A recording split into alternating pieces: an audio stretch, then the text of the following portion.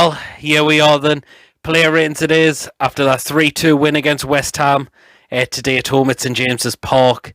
Another 3 points it is for us, which is massive towards safety now and guaranteed Premier League football for next season. Yes, the performance again wasn't great, you could say, particularly in the second half, but I think it's the thing we're most bothered about now is just getting them points now.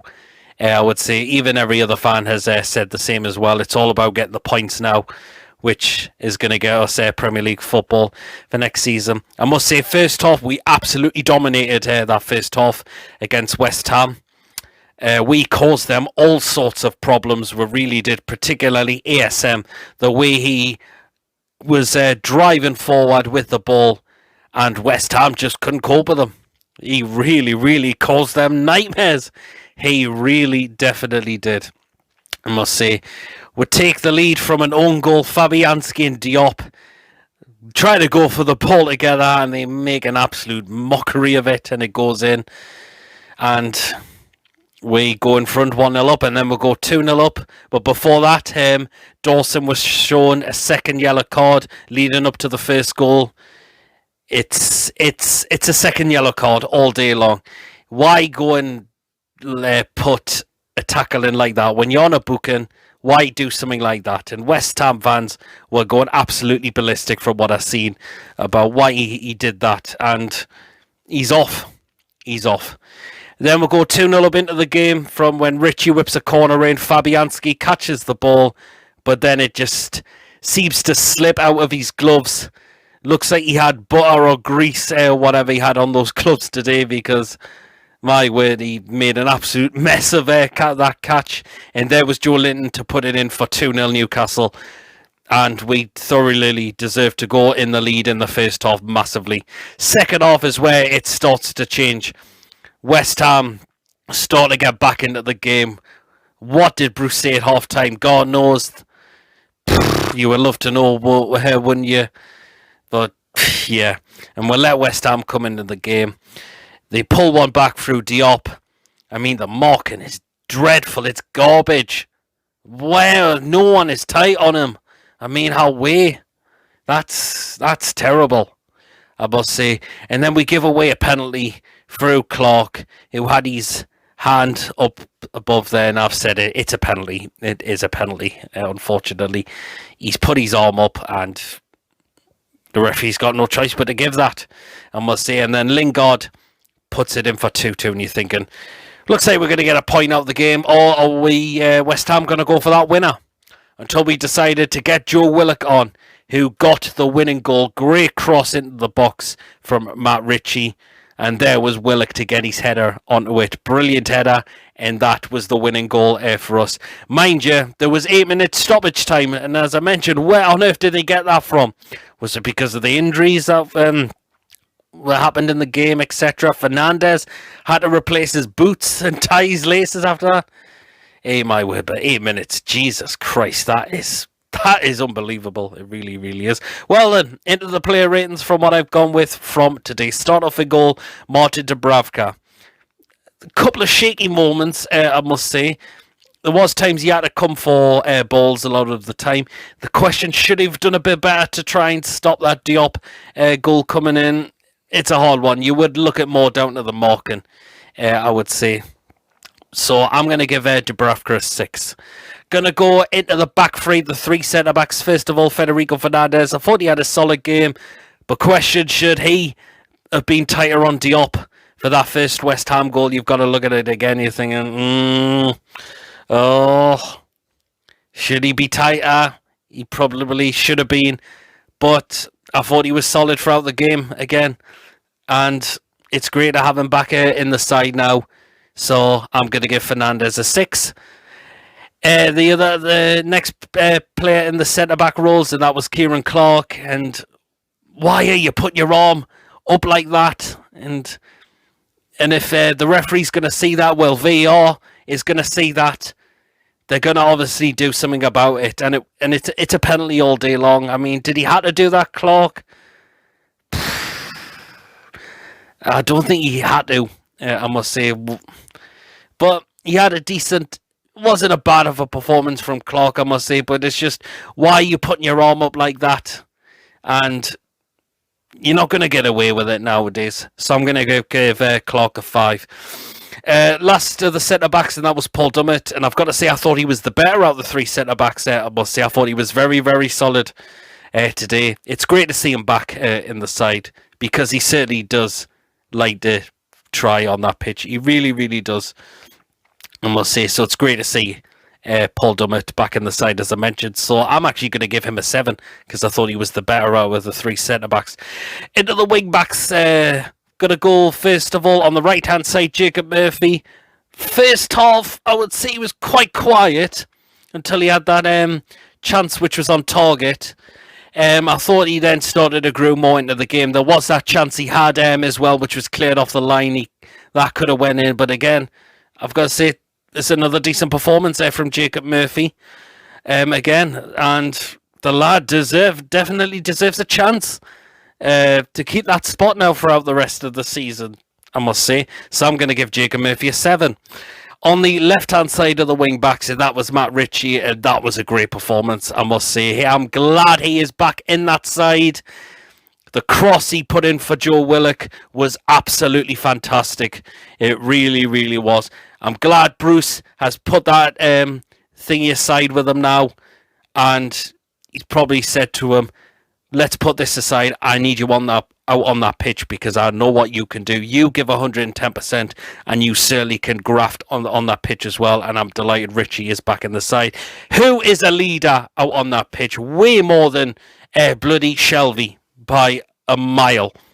And he should have been given the captain's armband throughout the rest of the season, I must say. So I'm going to give Matt Ritchie an 8, because I thought another great performance from him today. Into the midfield roles, first of all, John Joe Shelby.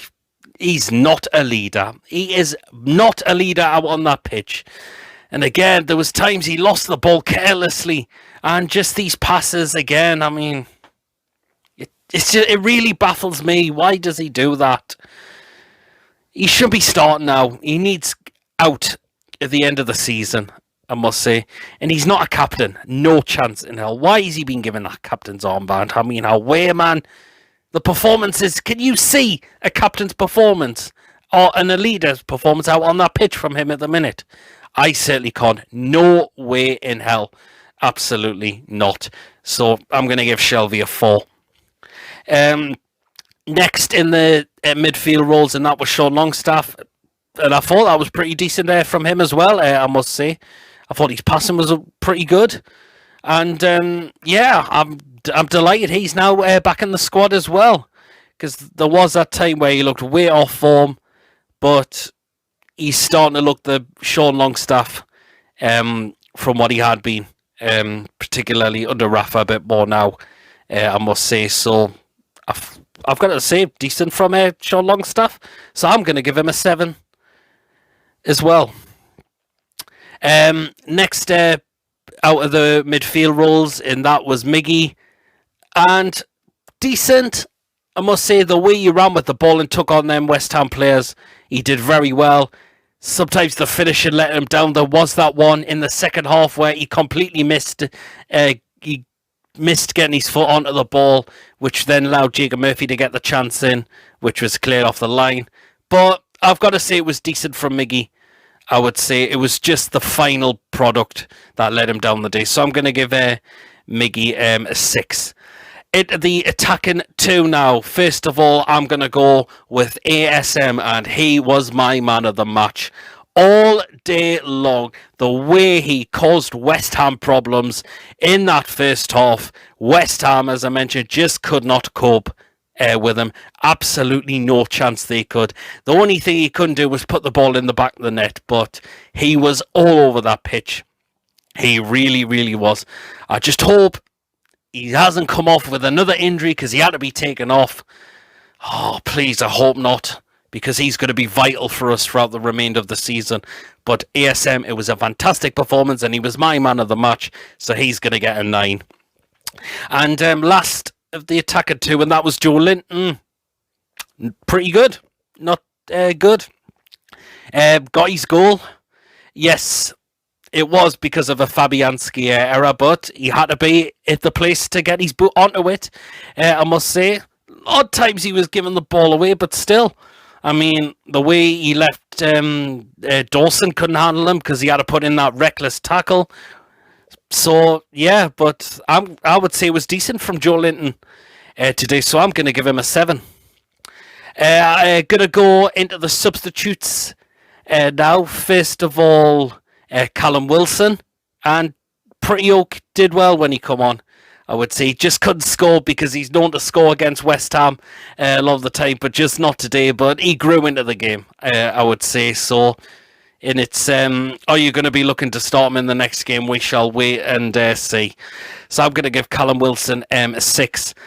Next substitution, and that was Joe Willock, and he got that winning goal.